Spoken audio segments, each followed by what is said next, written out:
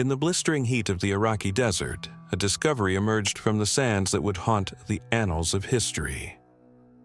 The year was 1922, and British archaeologist Leonard Woolley stood on the precipice of uncovering Ur, an ancient Sumerian city once pulsating with life in the cradle of Mesopotamia. His team unearthed not just the towering remnants of a ziggurat dedicated to the moon god Nana, but a necropolis of unparalleled splendor and unspeakable horror. These were the royal tombs of Ur, chambers where the elite of a lost civilization were interred alongside their attendants, their bodies surrounded by treasures of gold and lapis lazuli, frozen in a tableau of death. The official narrative tells us these were willing sacrifices, loyal servants accompanying their masters to the afterlife. But as we peel back the layers of time, a far more enigmatic and unsettling story begins to take shape, one that whispers of hidden truths, forbidden rituals, and conspiracies buried beneath the desert. Ur, flourishing between 3,800 and 500 BCE in what is now southern Iraq, was a jewel of the ancient world, a hub of trade, religion, and power. Its ziggurat loomed over the landscape, a testament to Sumerian ingenuity, while its streets buzzed with the commerce of a sophisticated society. Yet, beneath this veneer of civilization lies a shadow realm of mystery. The royal tombs, with their evidence of mass human sacrifice, defy simple explanation. The city's purported link to Abraham, patriarch of the world's great monotheistic religions, remains contested, and the artifacts unearthed from its graves hint at purposes beyond mere adornment. As an expert in historical enigmas, I invite you to journey with me into the heart of Ur, where the line between history and conspiracy blurs, and where the past refuses to rest quietly. What secrets did the Sumerians entomb with their dead? Were the royal tombs mere burial sites, or something far more sinister? Could Ur's connection to Abraham conceal a deliberate misdirection by forces unknown? And what of the treasures? Do they hold the keys to ancient knowledge, or a curse that still lingers? In this exploration, we will sift through the sands of fact and speculation, uncovering a narrative that challenges everything we think we know about this ancient city. The Royal Tombs of Ur, a gateway to the underworld? The discovery of the royal tombs in the 1920s was a revelation that captivated the world. Over 1,800 graves dotted the cemetery, but it was the 16 designated royal tombs that stood apart. Opulent sepulchres dating to approximately 2,600 BCE, brimming with wealth that dazzled even the most seasoned archaeologists. Gold jewelry, silver vessels, and intricately carved lyres filled these chambers, a testament to the Sumerians' mastery of craftsmanship. Among the most striking finds was the tomb of Queen Pwabi, a figure whose name echoes through history, yet whose true identity remains elusive. Her skeletal remains, adorned with a headdress of golden leaves and beads of carnelian, lay surrounded by attendants, men and women who had met their end alongside her. But it is not the splendor of these tombs that chills the blood. It is the presence of dozens of human bodies, meticulously arranged as if in a serene slumber. In the so-called Great Death Pit, Woolley uncovered 74 individuals, 6 men and 68 women, laid out in neat rows, their hands folded, cups beside them suggesting they had drunk a fatal draught. Woolley, struck by the scene's eerie tranquility, wrote, "There was no sign of violence or disorder. Everything was orderly and peaceful." The prevailing theory is that these were ritual sacrifices, loyal retainers who willingly consumed poison to serve their rulers in the afterlife, a practice rooted in Sumerian beliefs about the underworld. Yet, the story grows darker with closer scrutiny. Modern forensic analysis, including CT scans of the skulls, has revealed a troubling detail. Some victims bore evidence of blunt trauma, a sharp blow to the head, indicating that their deaths may not have been voluntary. This contradiction pries open a Pandora's box of possibilities. Were these individuals coerced into their grim fate? Did the Sumerian elite orchestrate a ritual far more sinister than a simple escort to the afterlife? Let us explore the shadows cast by these findings and consider the conspiracies they ignite. Conspiracy theory. Number 1. A pact with dark forces. The royal tombs of Ur, uncovered in the 1920s by British archaeologist Leonard Woolley, stand as one of the ancient world's most haunting discoveries. Located in what is now southern Iraq, these burial chambers brim with treasures, golden headdresses, lapis lazuli jewelry, and intricately crafted weapons, testifying to the wealth and sophistication of the Sumerian civilization that thrived over 4,500 years ago. Yet, amid this opulence lies a grim tableau: the skeletal remains of dozens of attendants, laid out in orderly rows beside their elite masters.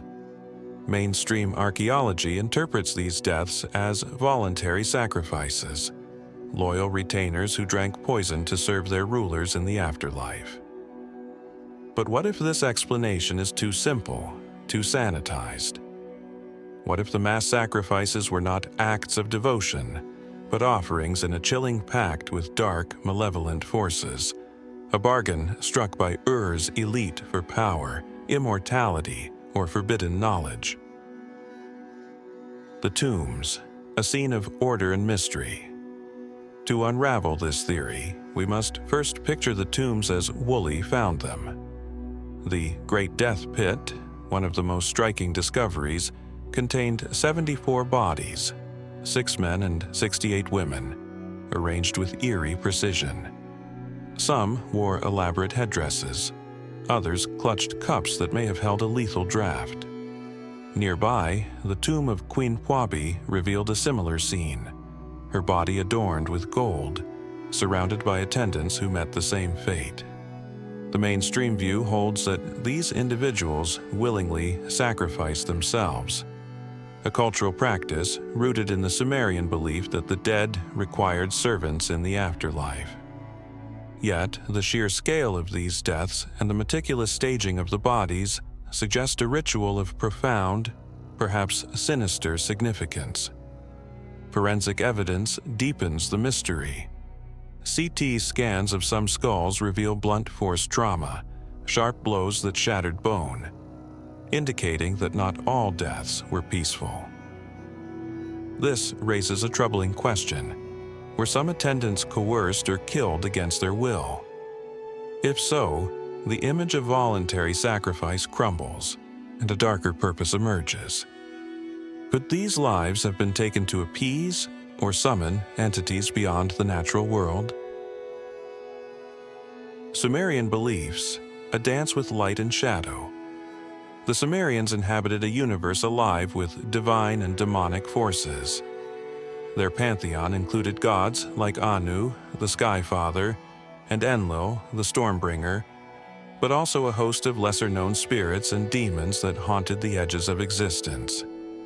Central to their cosmology was the underworld, Kur, a bleak realm ruled by Ereshkigal, where the dead subsisted on dust unless sustained by offerings from the living. Rituals to placate these powers were a cornerstone of Sumerian life, from animal sacrifices to elaborate incantations etched on clay tablets. The Epic of Gilgamesh, a Sumerian epic from around 2100 BCE, offers a glimpse into this worldview. Gilgamesh's journey to the underworld and his encounters with supernatural beings, like the scorpion men guarding its gates, reveal a culture that believed mortals could interact with otherworldly entities, often at great risk. Another tale, Inanna's descent to Kur, describes the goddess's death and resurrection, a cycle contingent on substituting another's life for hers. These stories hint at a belief in bargains with the divine, or the demonic. What if the elite of Ur took this concept to its extreme, offering not just animals or prayers, but human lives to secure favor from the underworld's darker denizens? A pact sealed in blood. Imagine a secret rite beneath Ur's towering ziggurat, its mud brick walls casting long shadows in the torchlight. Priests, cloaked in robes adorned with celestial symbols, chant in a guttural tongue as attendants, perhaps drugged, perhaps deceived, are led to their deaths. The cups beside them, once thought to contain a sedative poison like hemlock, become vessels of a blood oath, their contents sealing a pact with forces that thrive on sacrifice. This theory posits that the Sumerian elite sought more than a comfortable afterlife. They craved power in the here and now, knowledge to master the stars, strength to dominate their enemies, or immortality to defy the dust of Kur. The idea of trading lives for supernatural favor is not unique to Sumer.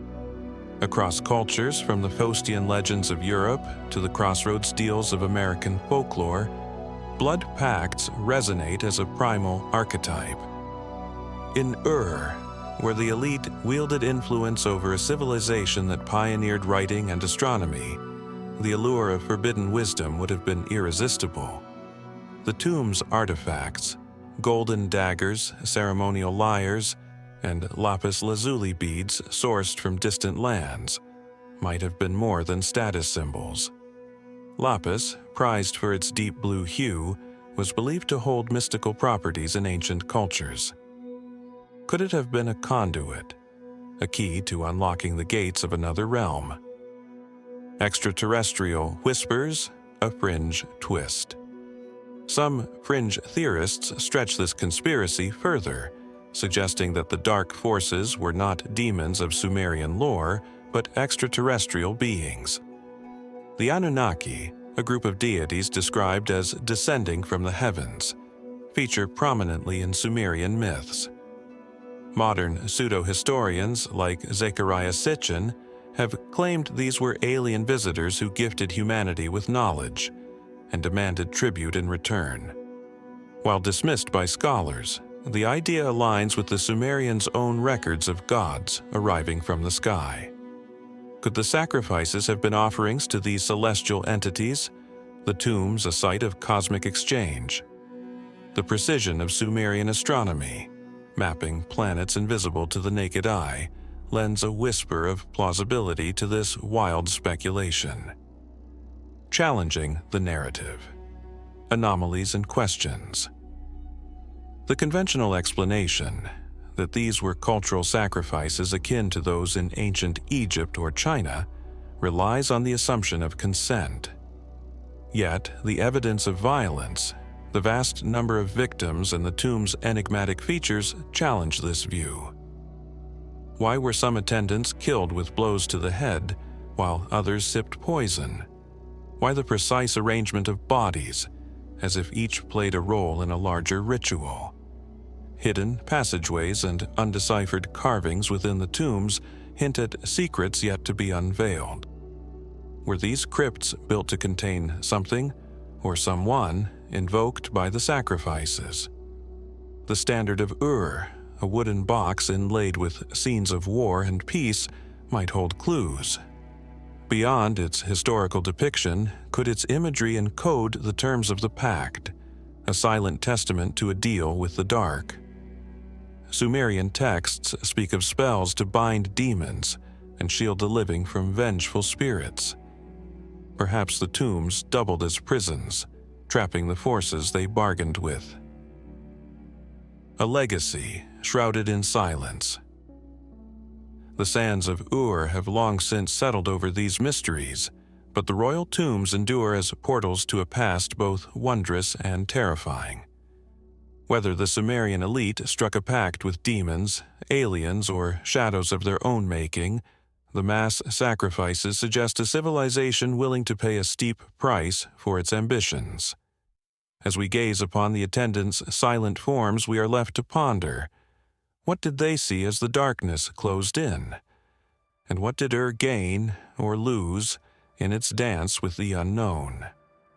This theory, while speculative, invites us to question the tidy narratives of history and embrace the possibility that the tombs of conceal a truth as profound as it is unsettling. Conspiracy theory number 2, a secret society of the elite. Another hypothesis casts the royal tombs not as resting places for kings and queens, but as sanctuaries for a secret society that ruled from the shadows. The sheer extravagance of the burials, gold beyond measure, the lives of dozens extinguished, hints at an organization wielding influence far beyond a typical monarchy. Perhaps these were not royalty in the traditional sense, but high priests or initiates of a cult dedicated to preserving ancient wisdom or enforcing control through fear. Consider the tomb of Puabi. Her name, inscribed on a cylinder seal, identifies her as a queen, yet no king is mentioned alongside her, a rarity in Sumerian records. Was she a ruler in her own right, or a figurehead for a hidden order? The tomb's hidden passageways and enigmatic wall carvings, symbols yet to be fully decoded, fuel this speculation. Were these crypts designed as repositories for esoteric knowledge, their human sacrifices a blood oath to protect it? The Sumerians advanced mathematics and astronomy, far ahead of their contemporaries, suggest they possessed secrets worth guarding, secrets that may have required the ultimate price. The Abraham connection, a biblical mystery or a historical cover-up. Ur's mystique deepens with its reputed role in biblical history as Ur of the Chaldees, the birthplace of Abraham, progenitor of Judaism, Christianity, and Islam. Genesis recounts how God called Abraham to leave Ur and journey to Canaan, a migration that birthed a spiritual legacy spanning millennia. For centuries, scholars have linked this to Woolley's excavation site in Iraq, cementing its place in religious lore. But cracks in this narrative reveal a mystery that could rewrite the foundations of faith and hint at a conspiracy centuries in the making. The term Chaldees poses a historical riddle. The Chaldeans, a Semitic people, dominated southern Mesopotamia in the 9th century BCE, long after Abraham's supposed era around 2000 BCE. This anachronism has spurred debate, with some proposing alternative locations for Abraham's Urfa in Turkey, near the biblical Haran, or Ora in Syria. These sites align more closely with early trade routes and geographical clues in Genesis. So, why does the Iraqi persist as the accepted candidate? Is it a scholarly oversight or something more deliberate? Conspiracy theory number 3, hiding Abraham's true origins. Abraham, revered as the patriarch of Judaism, Christianity, and Islam, stands as a towering figure in the annals of human history. The biblical narrative tells us he hailed from Ur of the Chaldees, a city from which he was divinely summoned to embark on a transformative journey to Canaan, Genesis 11:31. For centuries, scholars have pointed to the ancient Sumerian city of Ur, unearthed in southern Iraq by archaeologist Leonard Woolley in the 1920s, as the birthplace of this seminal figure. But what if this widely accepted identification is a fabrication? What if the true location of Abraham's has been deliberately shrouded in mystery, not through oversight, but as part of a calculated effort to conceal his real origins and the secrets he may have carried? This conspiracy theory posits that Abraham was far more than a nomadic shepherd or tribal chieftain.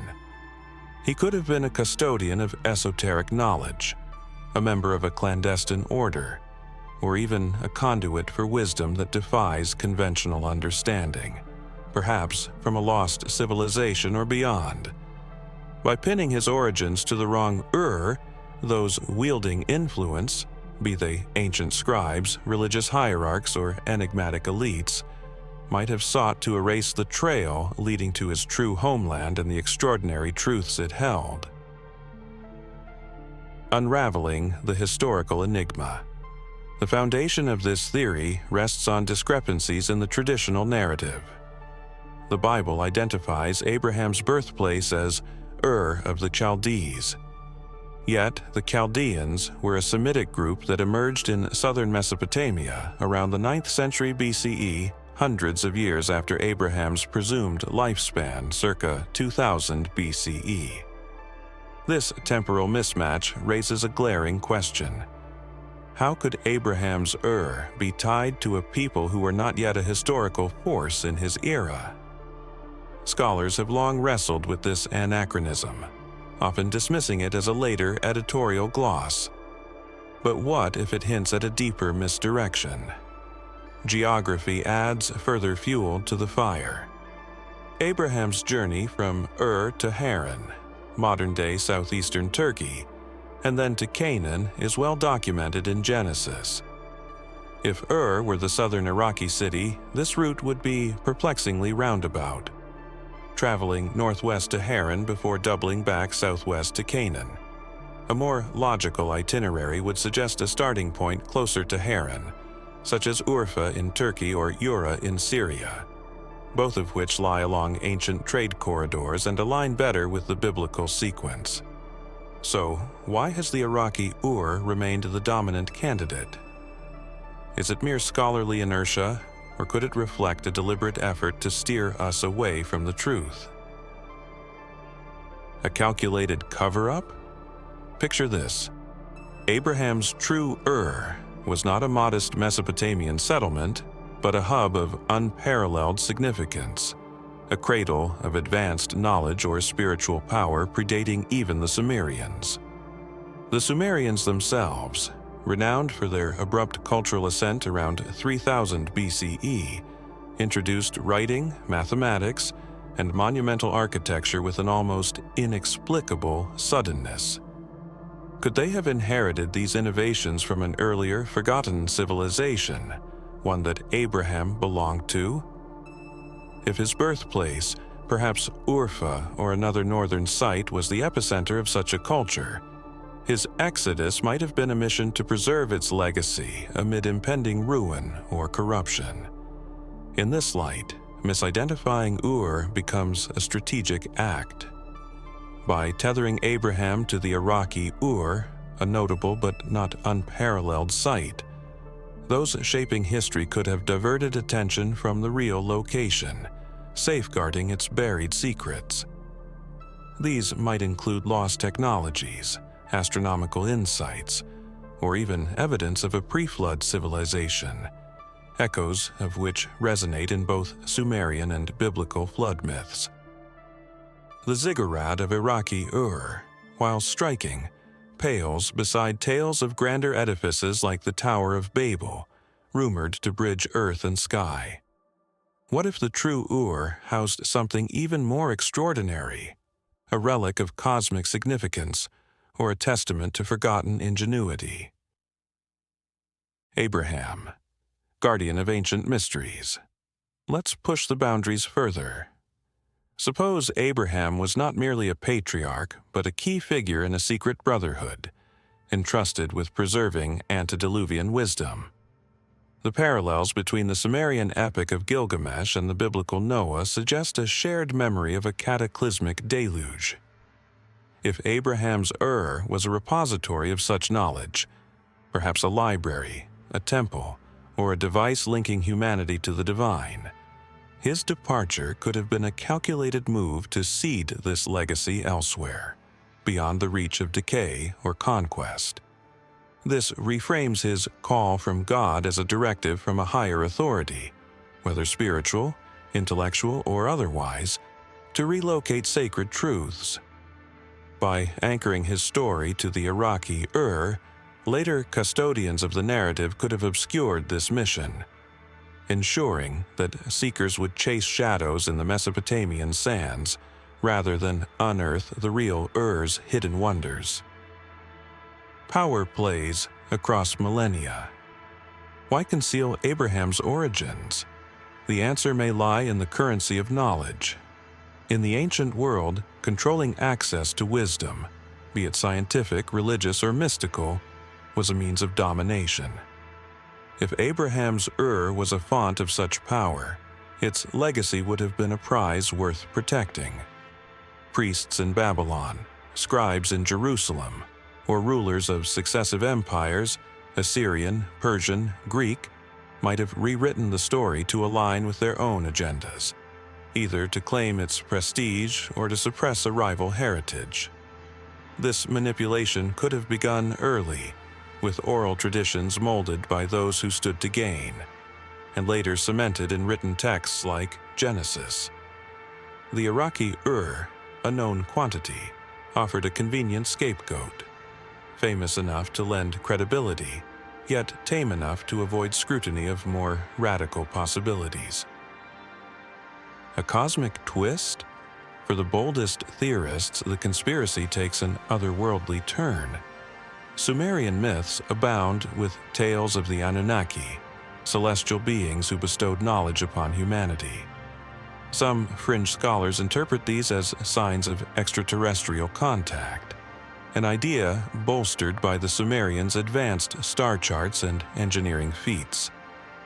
If Abraham's was a site of such encounters, his journey might have been guided by voices not divine but alien, tasking him with disseminating their teachings.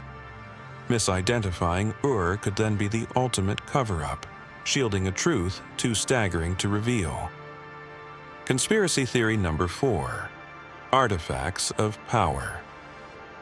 What if these objects were instruments in rituals to commune with other realms?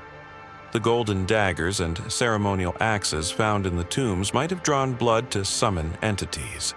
Human sacrifice as a conduit for power. The tombs themselves, sealed with their occupants, could have been containment chambers, locking away both the dead and the forces they invoked. This theory aligns with the Sumerian beliefs in a netherworld teeming with spirits, a realm accessible only through the right rites. Whispers of a curse add another layer. Several of Woolley's team reportedly fell ill or died under strange circumstances after handling the artifacts, a pattern eerily reminiscent of Tutankhamun's tomb. While skepticism abounds, these tales enhance Ur's aura of menace. Are the treasures imbued with an ancient safeguard, a warning to those who dare disturb them? Conclusion: the unfinished story of As we sift through the sands of time, remains a cipher, its secrets tantalizingly out of reach. Were the human sacrifices a solemn duty or a pact with darkness? Is truly Abraham's cradle, or a decoy in a grand deception? Do its treasures whisper of lost wisdom, or guard it with a silent curse? The answers may lie buried beneath the desert, or perhaps they hide in plain sight, awaiting a mind bold enough to see. Challenges us to question the past, not just to accept the tales we're told, but to probe the shadows where truth and conspiracy intertwine. Its story is far from over, a riddle that beckons us to dig deeper, to wonder, and to fear what we might find. For in the heart of this ancient city, the line between history and mystery dissolves, leaving only the echo of a question. What lies beneath?